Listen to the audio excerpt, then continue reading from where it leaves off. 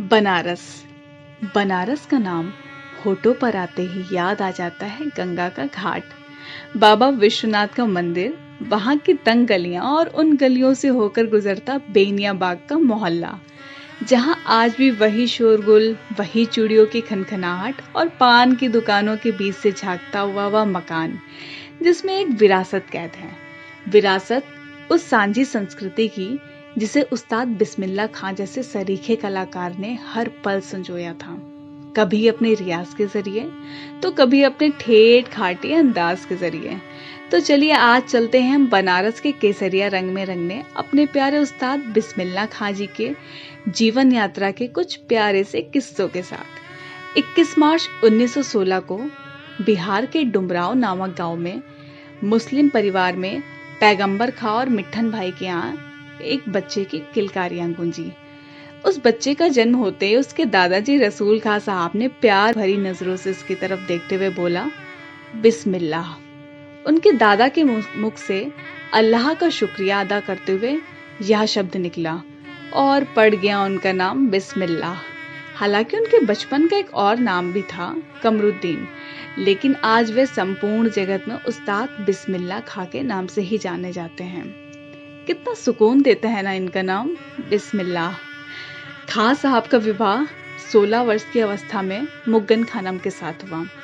वे अपनी बेगम से बहुत प्रेम करते थे, परंतु शहनाई के साथ अपने प्रेम, लगाव और श्रद्धा के कारण वे शहनाई को अपनी दूसरी बीवी बताते थे।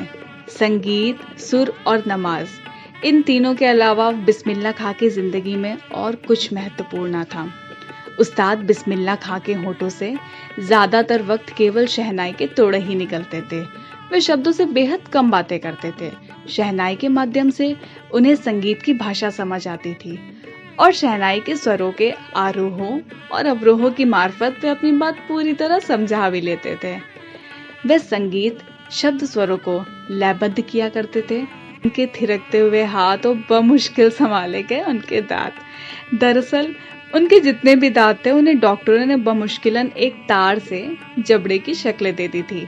जैसे ही उनका जबड़ा हिलता था उनकी नकली बत्ती सी एकदम खड़खड़ा देती थी, लेकिन उसमें भी एक लाजवाब रिदम और लय थी। उनकी मुकम्मल शख्सियत थी, संगीत की संस्थान थी, जिसके सारे साज उनके अंग प्रत्यंग ही थे और साजिंदे थे खुद उस्ताद बिस्मिल्लाह खां। वे शहनाई के स्वरों के जरिए अपनी बात बखूबी बयां कर दिया करते थे। उस्ताद के बचपन की एक बात याद आ गई। उस वक्त उनकी उम्र रही होगी यही कोई 14 साल।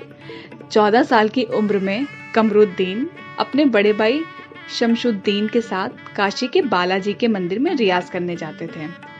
लेकिन बालाजी के मंदिर का एक और रास्ता भी था जो सिर्फ कमरुद्दीन जानते थे। दाल मंडी का वो रास्ता जिस पर चलकर वो रसूलन बाई और बतूलन बाई के कोठे तक पहुंचते, सिर्फ संगीत की तालीम लेने। जब वो दोनों गाती तो बिस्मिल्लाह खां को ईद में मिलने वाली ईदी जैसी खुशी मिलती थी।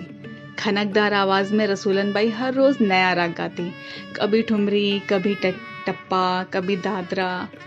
वहीं से इन्होंने भाव, खटका और मुर्की सीखा। हर दिन इनका ऐसे गायब होना बड़े भाई शमशुद्दीन को खटकने लगा। आते तो हम एक ही रास्ते से हैं, लेकिन ये अचानक कहाँ गायब हो जाता है? ऐसा कौन सा रास्ता है जो मुझे नहीं पता? इन सवालों के बाद शुरू हुई खां साहब की जासूसी। जब सच्चाई सामने आई तो पहले समझाया गया, ये नापाक जगह है, यहाँ आने से अल्लाह नाराज हो जाएंगे।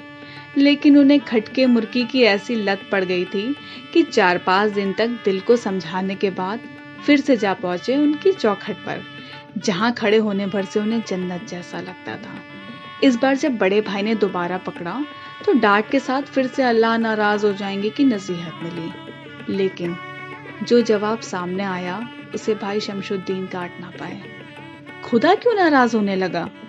दिल से निकली आवाज में पाक ना पाक क्या होता है?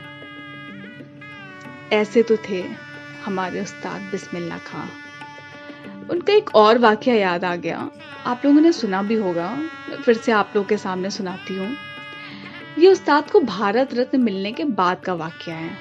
एक बार बिस्मिल्लाह खां के शिष्या ने डरते हुए उनसे कहा, बाबा आपकी तो इतनी इज्जत है, अब तो आपको भारत रत्न भी मिल चुका है, फिर ये क्यों फटा हुआ तहमत पहनते हो? ना पहना करें, अच्छा नहीं लगता। खां साहब ने जवाब में जो बोला वो दर्शाता है कि उनके अंदर कितनी सादगी थी।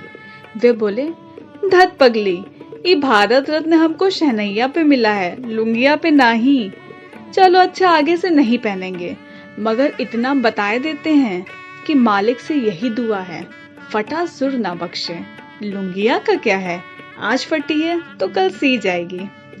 उस्ताद 2001 में भारत रत्न से नवाजे गए तथा इंडिया गेट पर शहनाई बजाने की इच्छा रखने वाले हमारे प्रिय बिस्मिल्लाह खां साहब की आखिरी इच्छा अधूरी ही रह गई और उन्होंने 21 अगस्त 2006 को इस दुनिया में अंतिम सांस ली। उस अंतिम सांस के साथ आत्मा को परमात्मा से जोड़ने वाली उनकी शहनाई की धुनें हमेशा के लिए खामोश हो गईं। कहते हैं संत कबीर का देहांत हुआ तो हिंदू और मुसलमानों में उनके पार्थिव शरीर के लिए झगड़ा हो गया था, लेकिन जब उस्ताद बिस्मिल्लाह खां का देहांत हुआ तो हिंदू और मुसलमानों को हुजूम उमड़ पड़ा। शहनाई की धुनों के बीच एक तरफ मुसलमान फातिहा पढ़ रहे थे तो दूसरी तरफ हिंदू सुंदरकांड का पाठ कर रहे थे, ठीक वैसे ही जैसे उनकी शहनाई मंदिरों से लेकर दरगाहों तक गूंजती थी। मैं माँ सरस्वती के इस उपासक को बनारस की शान उस्ताद बिस्मिल्लाह खां के चरणों में कोटि कोटि नमन करती हूँ।